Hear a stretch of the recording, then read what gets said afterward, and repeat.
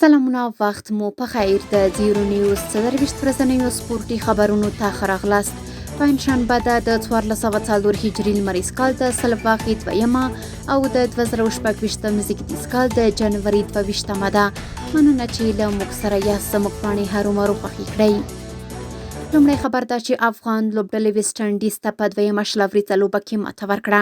افغان لوبډلې د شلوریزې لوبډلې په دویمه لوبه کې له خپل 190 منډو هدف څخه په بریالیتوب دفاع وکړه او سیاله ویسټ انډیز لوبډله یې په 150 منډو له ډګره بهر کړه. یاده لوبډلې د افغان لوبډلې په ګټه پای ته ورسېده. کندوز کې د سلو چپندازانو ترمنځ د بوزکشي سیالۍ ترسره شوې. د کندوز ولایت د بوزکشي فدراسیون د استازولۍ لخوا د لسګونو چپندازانو ترمنځ د بوزکشي سیالۍ ترسره شوې چې په پایله کې برات پهلوان اتل شو. د رویټرز خبري اژانس د راپور له مخې د کرکټ نړیوالې شورا د بنگلادیش هغه غوښتنه رد کړه چې غوښتل یې د 2026 کال د شلوریز نړیوال جام سیالۍ له هند څخه بل هیواد ته ولېږدول شي. ICC وویل چې په هند کې د بنگلادیش د لوبډلې پر وړاندې هیڅ معتبر امنیتي ګواښ نشته.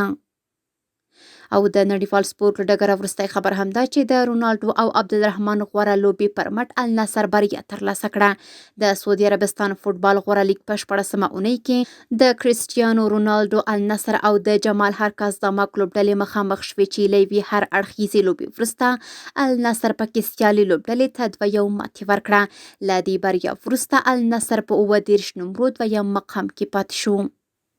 سپورټي خبرونه هم دومره وو. په خپل رسنیو باندې فیسبوک، انسټاګرام، ایکس پخوانی ټویټر، یوټیوب او ټیک ټاک زموږ خبرونه خوښي او موږ تعقیب کړئ.